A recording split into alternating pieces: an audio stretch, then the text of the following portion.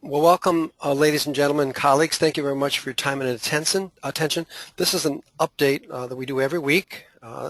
We understand that our times are pressed. We don't like to crowd out other high priority projects, and we're mindful that you have other work, so we will be posting this on the MAPPA website at by no later than 2 o'clock tomorrow afternoon at the usual time. We'll try to keep this at 30 minutes. We're going to be going rather quickly, but I hope you'll find this helpful. On the call with us at the moment, we have our colleague Ted Weidner. We have Nancy Pearce from the NFPA, and we also have her colleague Daniel Gorham. They will both be presenting.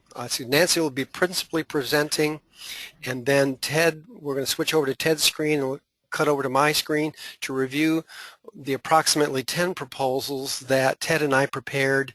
I believe they were due January 7th. So I want to remind everybody that these teleconferences are not necessarily very well polished, but we do get into the nitty-gritty. It's very difficult for others to see. So we're going to be solving some of the audio and visual problems over time here. I've got a student that will be helping me clear that up. So at the moment, I hope that the substance will overcome what technical difficulties we may have in audio visual. So I'm Mike Anthony. I'm the Senior Manager of National Infrastructure Strategy here at the University of Michigan. And what I'll do right now is I'll let Nancy talk, and I'll be turning the screen over to her. In the first question, I'll ask Nancy if you could give us a little bit of an overview of what NFPA 350 is, a little bit of its history, and where we are in its revision cycle. And I'll be turning the screen, should be under your control as soon as you say yes. So I'm going to show my screen. Mm-hmm. Okay. Well, welcome everyone. Hopefully I will be able to get the technology working here, but in the meantime, just to give you a quick summary of what NFPA 350 is, it is not a code or standard. It is a guide, which means it is non-mandatory, and what it was designed for is to kind of give you information on how to comply with some of the existing documents, such as the OSHA Permit Required Confined Space Standard and ASSE Z117. Both of those documents are in the ASSE world, it is a standard. In OSHA, it is a regulation or a requirement. But what they are is they give you some basic requirements without giving you more detail on how to comply. For example, the example I use most frequently is air monitoring. The OSHA standard tells you how to it tells you must provide air monitoring. It tells you must ventilate if your exposure levels are above permissible exposure limits, or if there's decreased oxygen or a flammable environment, but they don't tell you how to do that. The NFPA guide is really meant to provide more of a how-to do those things, like how to ventilate, how to select your gas monitor, how to perform the gas monitoring, how to calibrate your gas monitor. So it's kind of a meaty document. That's M-E-A-T-Y, meaty document, which you can choose to use as an entire document or to look at individual chapters. For example, if you just want to look at the air monitoring chapter and use that, it's designed to be kind of a standalone. If you just want to look at a how to determine which hazards might exist or how to control those hazards, you can use those chapters. We also have some competencies in there for the gas monitor, the ventilation per specialist, and all of that. We also address some gaps that are not covered in existing standards. For example, adjacent hazards. There have been a number of fatalities over the past 10 years or so related to the hazards of adjacent spaces, spaces around confined spaces. For example, I believe it's Valero had the nitrogen asphyxiation issue. where there really was not an entry, but it was the nitrogen outside the tank that created the hazardous atmosphere. The same with some flammable atmospheres where welding might have taken place close, and there were flammable vapors coming out of the confined space. So we look at adjacent spaces as well. So we're really hoping this is almost like a best practices type document, and we are kind of, we do not wish to conflict at all with existing requirements, especially in the OSHA standard, but what we hope to do is to, again, kind of supplement those requirements. What we have done, though, one of the Nancy, changes. I'm sorry, Nancy. At the moment, we can see just your GoToMeeting. I can't see anything either, so I don't know whether you want me to do that right now or you Sure. want me. You can, so at the moment, so if you, I think I just saw your desktop, so did you want to call up the documents homepage? Yep, so I can just go into that now? Mm-hmm. Sure.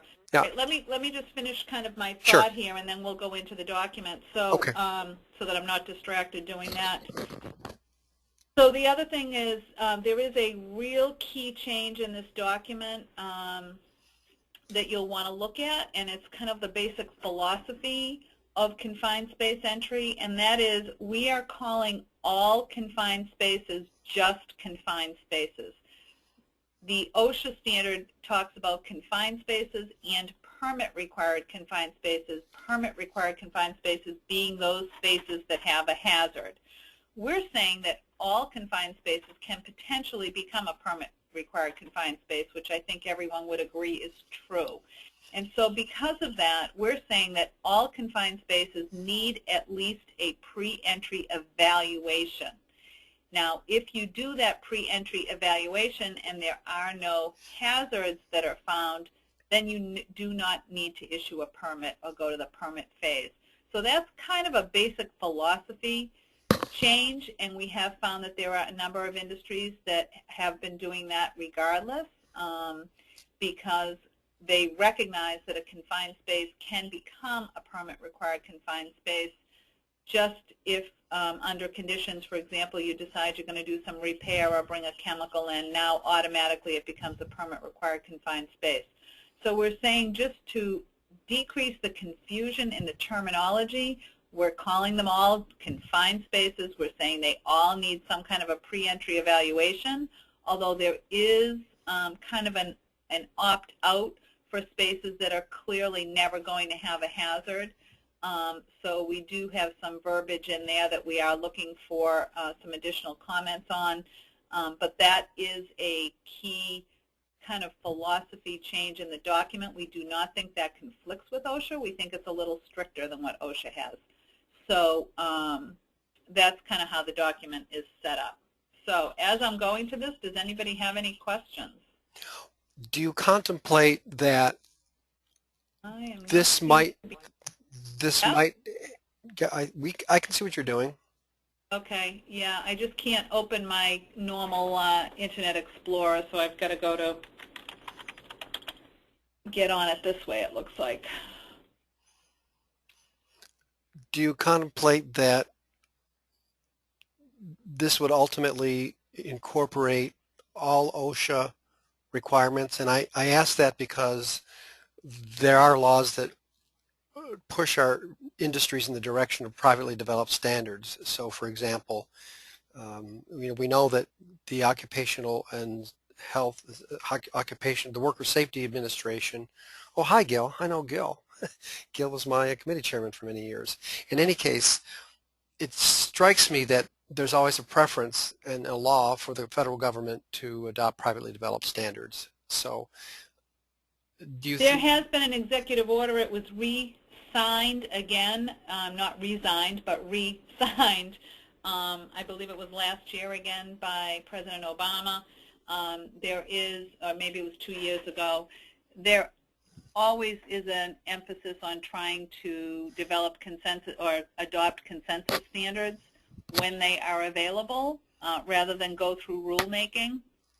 However, that has really not been done to date. OSHA had a comment period that went out to on that issue on whether or not OSHA should be adopting more consensus standards. For example, the combustible dust standards are really a perfect example of that. OSHA has not adopted those yet. So I think there is and has been a push to adopt consensus standards and certainly to update to more recent consensus standards whenever possible, but at this point it has not been done. Mm-hmm. So let me go, for anyone that is looking, the easiest way to get to a document on the NFPA page is to just go to www.nfpa.org, and if you know the number of the standard you want to get to, put it right here. So it's / and whatever the number. So if you're going to the spray finishing standard, you go /33. The other way you can get there is to go to codes and standards over here on the left, and then put the code or standard over here in the gray box. You do not want to go up here because that's going to get you to where to purchase. This is your catalog. So down here, finding a code or standard, and all NFPA standards are available for viewing free of charge on the website. So you'll get here, whether you go through www.nfpa.org/350 or go through there. So now we are at something called the document info page, and every NFPA document, there are about 300 of them, has an independent, a separate document information page. If you have a document you're interested in, the thing that should happen is you should sign up for email alerts on this particular document. You can do that for any document you're interested in, but that will, if you sign up for an email alert, every time there is a change made to this page, whether it's a new document has been posted, whether it's open for public comment, whether there's a meeting coming up, whether the minutes have been posted, it will all, you'll get an email alert for that. So the first thing you come to is just a little bit about the document.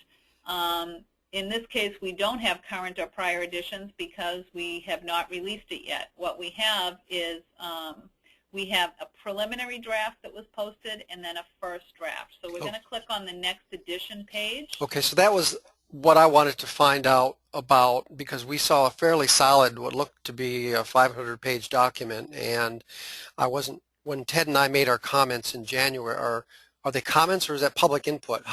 Whatever Ted and I did in January and is clearly tracking in the transcripts of the development, what was that process called? What part of the process was that called? There are two. So what happens is when you have a brand new document, you have a preliminary draft that's approved by the NFPA Standards Council. That's what you commented on, what you actually put public input into in the first draft.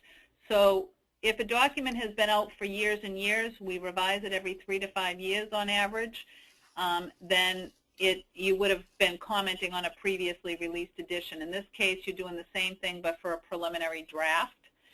So what you want to do, what you have done is submitted public input, which is the first phase of developing this document, really. So every document you're going to have a 2-phase revision, a first draft and a second draft.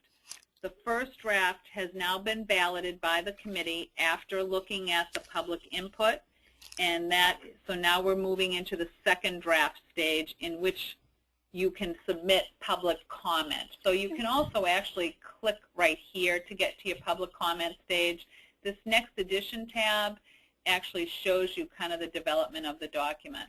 Okay, so what we'll see then is we actually, Ted, we have a markup session we set aside for November 7th, which is responding to the comments on the public input that we receive from NFPA. So the deadline for getting, so we commented on the public draft, and now there's a deadline coming up. So what, the January 15? Right here it says the public closing comment date for online session is November 14th. Okay, so a week before that, I set aside a November 7th as a markup session. So, okay, I got that right. All right. Lots of places where you can click to submit public comment, okay? I'm just going to click here.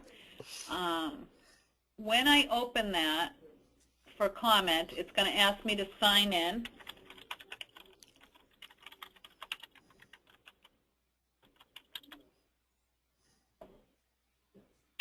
And now what you'll see is that we are at the public comment stage. It says the closing date's November 14th. And this right now, what is posted, is the first draft of the document. Now, so if I go into, let's get into something that has some. So Ted, what is, for example, Ted, we can't see your screen. What is the section number of one of your proposals or one of your PIs? You can't see my screen now? Well, we can see your screen, but we can't see Ted's. I was going to use one of Ted's examples. Or can you search on Weidner? Over here on the left. Yeah. There's a couple of things that you're going to want to look at. The first thing you're going to want to do when you get in here, and if you go to your complete instructions, it kind of points you there, but I sent a group of instructions that will be, I think, a little clearer. You'll want to open up your first draft report, okay? Because, and then you'll see up here you can toggle back and forth. You got the first draft report. That's what happened at the first draft stage. That first draft will show you all of the public inputs, but you do have to click on them in order to open them. So see, we had a public input here for 7.2, and it will pull that up. Hopefully it will pull that up. So while we wait for that, Ted, can you give us a section number of one of your comments?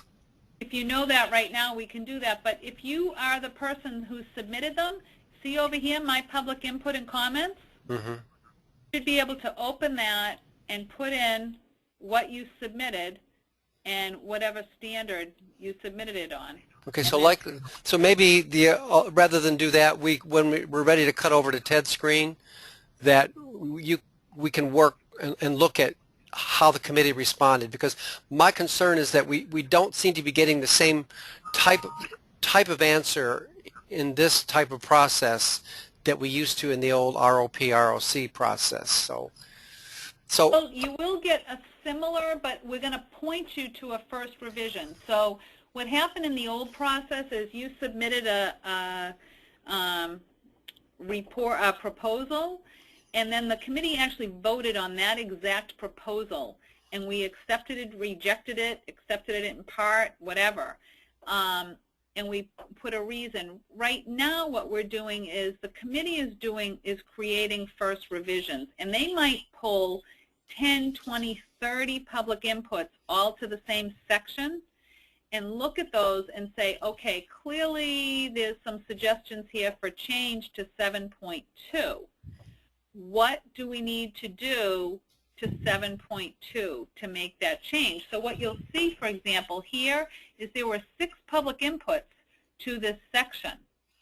There were 3 to this section. So what it's showing you is that we looked at multiple public inputs in order to create that revision to the document. So what we're doing in those is we're not individually voting on individual public inputs.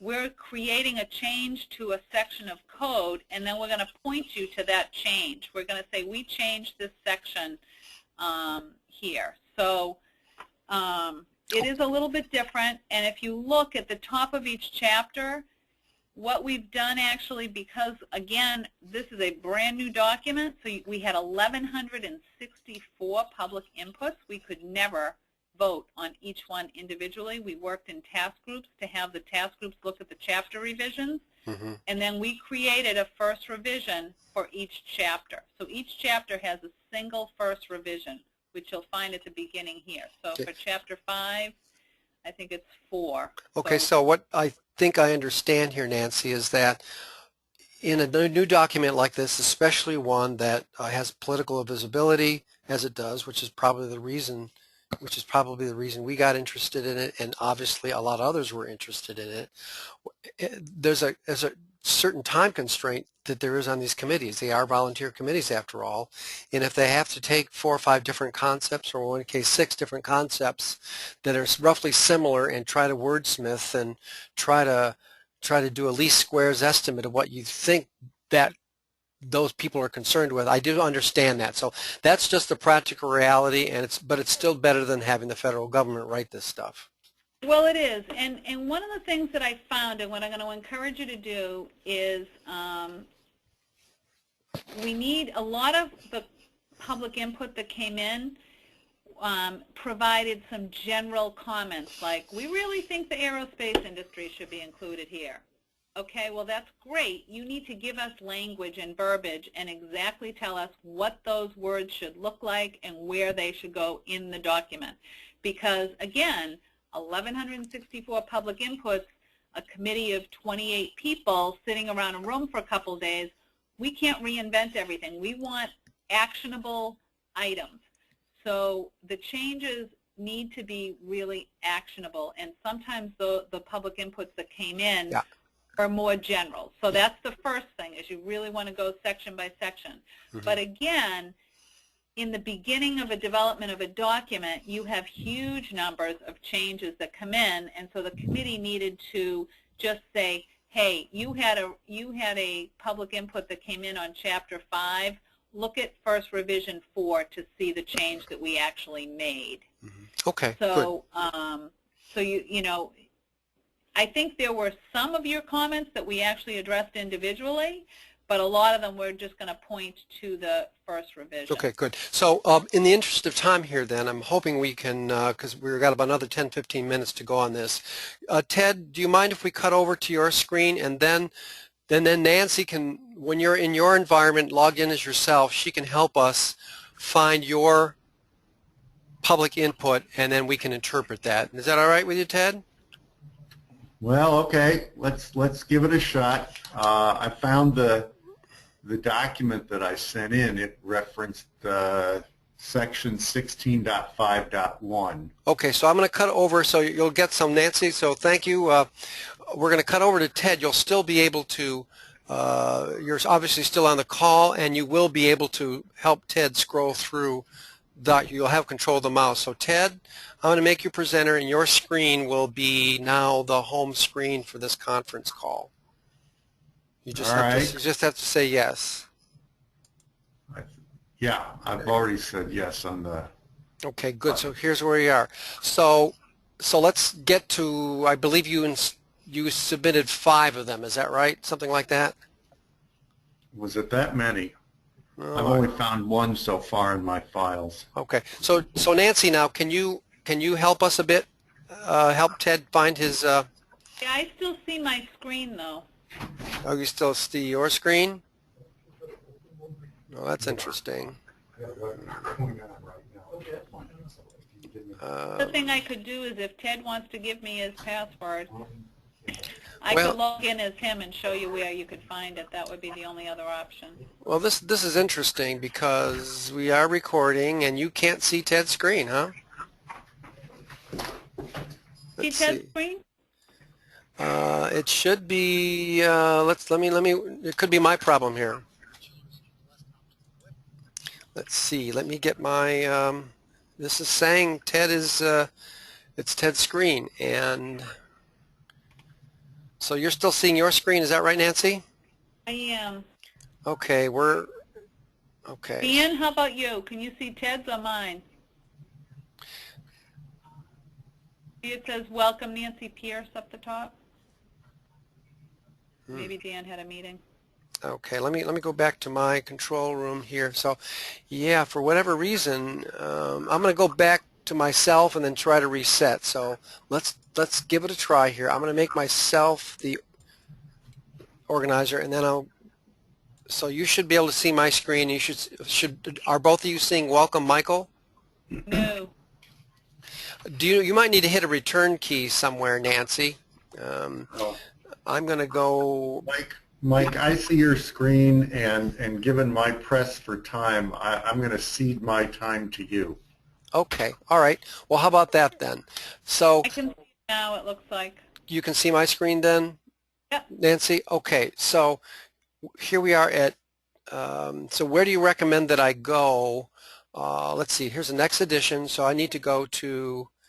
Click on public comment. Next edition is open for public comment. Okay, I'm gonna give key to attendees. So now, Nancy, you can click through now. You should be able to wiggle your mouse around and show me where. Right there. Okay. All right. And now, is there a way to search on my name? If you just go to my public inputs and comments. Okay. And okay, so then I would hit submitted right there. Submit it and search. Okay. So go ahead. You can do it for me. Okay. If I can. Yeah, you may not be able to. So let me. I'll take it back again. I'll click from here. Sometimes it happens. All right. Now I do a search. All right. You want to hit submitted and search. Okay. So it looks like I have more than I thought. Oh wait, we're only looking for 350. I'm looking for 350. Oh. How come it's, oh, I see. These are the numbers on it. Okay. So let's look if there's one that's of substance. Committee decided that 20, okay, so this is one I think that came from Keith Trombley, so it might be worth looking at. He was saying that atmospheric monitoring should be conducted in adjacent spaces, blah, blah, blah, blah, blah, blah. And he went back to his books and he said that 23 was the correct number. I believe that's an OSHA requirement. And the committee came back, said that 22 is better. We had an extensive discussion on that. Yeah. Okay, so that's the way it is right now, Keith, and we'll move on from that. Okay. So we really did have a fair amount of actual statements for you guys. We very rarely pointed to just an FR because we did feel like we needed to, you know, explain to you exactly what we did. A lot of times, if it's more editorial, we would just say, you know, like changes in words. We would just say, just see the FR to see what we changed. But a lot of you, as I noticed, we actually did specifically comment to. Well, I like to think you guys like me. Well, I think, you know, when you have good substantive comments, we really do try, or inputs, we really do try to look at those and make a decision individually. And it looks like we really did make a lot of individual determinations on those inputs. Okay, so here is where I said that you get more granular about what a plenum is. So here's I say, great deal of work happens above ceilings. This class of work and hazards needs to track more explicitly in a best practice document. This definition is taken from the NEC. So what did the committee do now? Scroll down. It does not need to be defined in the document. Okay. So they felt the plenum was pretty clear. All right, fair enough. Let's see here. Now you talk to the guys up on ladders, changing bulbs and fire dampers and smoke detectors, duct detectors. They don't think that way. So let's see. What's this one all about? I'm trying to find ones that I submitted on the behalf of somebody else. So, okay. So this came from our radio shop. So we're saying that a two-way radio communication between entrant and standby should be tested and confirmed. So, okay, just don't assume that the standby worker and entrant can work. It's a nice idea, and we're not asking that for mandatory language. We're saying it's just a good idea. So what do they say? The FR7. So if you look at FR7. Okay, so do I go back to, okay, so how do I get to FR7 from here? You can close out. Close out all this stuff here? Close it out. And down the bottom. Down the bottom. Where? Here. You still are able to wiggle. Go ahead. Wiggle. Show me where I go. It's not letting me close. It's down the very bottom in the middle. The word close. You see me circling it? Scroll down to the very bottom of the page. Well, let's see. I'm at the very bottom. What I see down here is select one or more sections to display options. Okay, what I see on the screen is I see all of your public inputs. The very last one at the bottom is, looks like 1230, PI 1230, and then the word close is at the bottom. That's what I'm seeing on my screen. Okay, so it looks like the wonders of GoToMeeting are not translating across. I'm seeing the front page. I'm not sure we're calling this the main public first draft report is what I'm seeing. So. Connection has been lost for me. So connection's been lost. Okay, and we're running in. Yeah, I can see that right now. So, All right, so we have problems with Citrix at the moment. Ted, are you still with us? Ted still with us? Yes. Yeah, okay. Well, we certainly have a flavor of what we need to do here.